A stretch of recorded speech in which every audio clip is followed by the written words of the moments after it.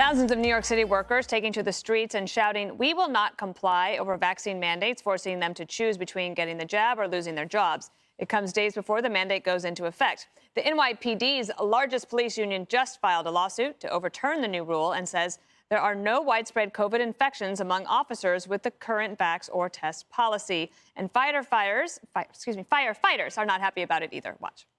We're not anti-vax. We're anti-mandate. No one wants this rammed down their throat. The Biden administration, I understand the president made a statement the other day. I hope he can walk that back. I hope he doesn't believe that first responders should be fired without the city or the municipality coming to the table and dealing direct with the affected unions, because we have a lot of good points that are backed by science. And this plan with the testing, with the vaccination plan, it works. And then we'll host John Oliver mocking police officers who refuse the vaccine.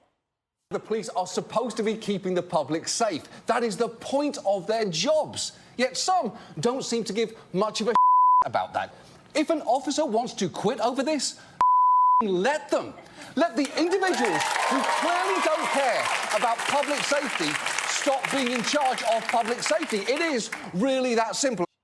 One of the things that he said, Jesse, was that that if there's a public safety concern and a shortage, that, well, they should just be fired. But there's been a shortage for the NYPD because of, one, the pandemic, right, but also, remember, the protests. Mm-hmm. There's been a ton of retirements and a lack of new recruitment. So it might not be the best time to suggest a bunch of firings right before the holidays. Well, because Biden's just going to ram his head against the wall because the man just is not flexible enough to deal with a situation like this. It reminds me when he proposed to Jill Biden 8 times before he got a yes.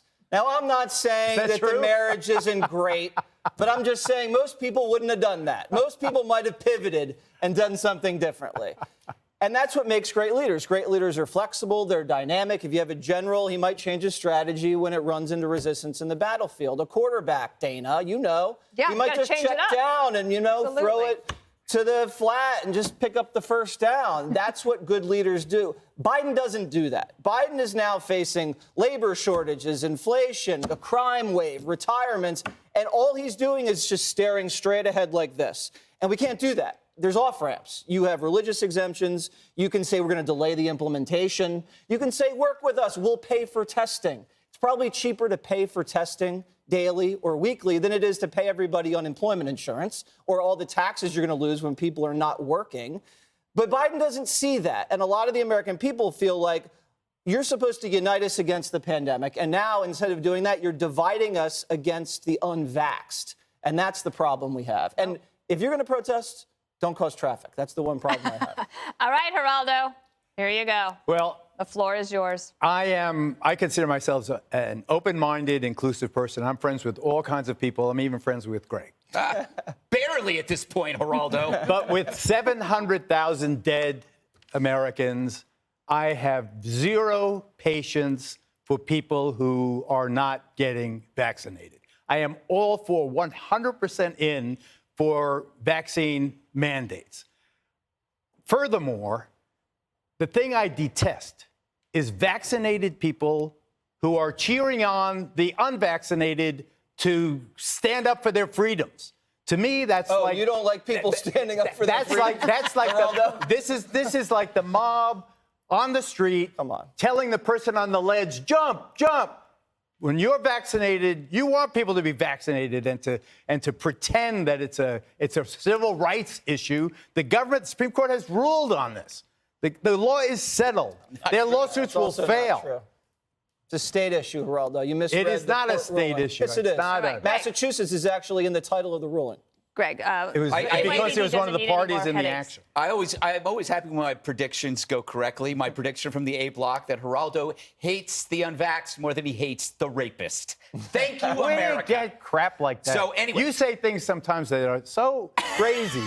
So they make my ears get red, and I gulp and I say it's Gutfeld and he's kidding around. I want to tell you, John Oliver, I think he either bought or he sold a $10 million apartment. I remember that was like on the Upper West Side or something like that. A person who says go ahead and fire cops can say that because they live in a place where he doesn't need them, right? He doesn't go to the Bronx. He doesn't go to Harlem. He doesn't even go to the Lower East Side where there was just a horrible, violent crime in which a woman was beaten. He doesn't have that problem.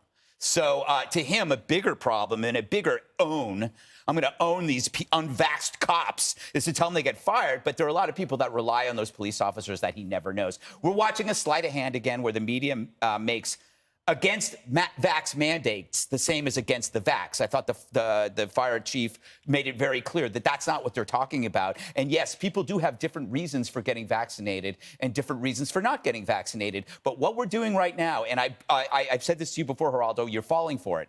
The media is creating a duopoly of opinion. So you're either pro-vax or you're some redneck Trumper who wants your family to die. That's what they do. But if you look at these protests, the firemen, the police officers, if you looked at the protest at Barclays Center, was it after or before the basketball game? It was like a Benetton ad from 1986. It wasn't white. No, that's folk. the migrant caravan. It wasn't. It was a. So there's a difference New York between City. there's a difference between protest and conflict, and we could disagree without falling into opposing camps. If you do so, you're being manipulated, right? That's what I'm saying. Yeah, and Dagan, like for the December 8th deadline that the president put on this, it's falling not just on police officers, but also all these businesses right before the holidays in the middle of a supply chain crisis. So to Jesse's point, is there any flexibility here that could be found? Well, there's no flexibility with Geraldo. It's either you're vaccinated or you're evil and deserve to, get pushed off the edge of a building. They're not. I guarantee you that my prediction is that they don't go through with the federal order because they're going to have maybe 25-30% of truck drivers who leave the job.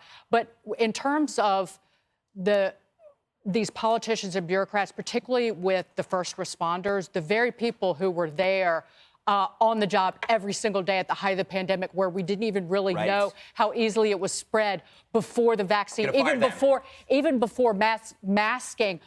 You're going to go out and fire them now.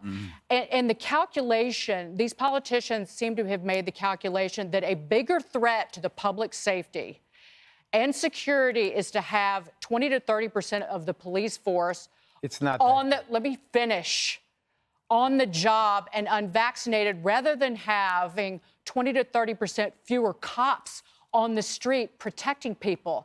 And that is utter insanity. Meantime, you have John Oliver. I guess that from his studio to his apartment, he can roll down the window on his Humscalade and throw some pepper spray and Swiss Army knives at the people who have no ability to protect themselves. Hey, Sean Hannity here. Hey, click here to subscribe to Fox News YouTube page and catch our hottest interviews and most compelling analysis. You will not get it anywhere else.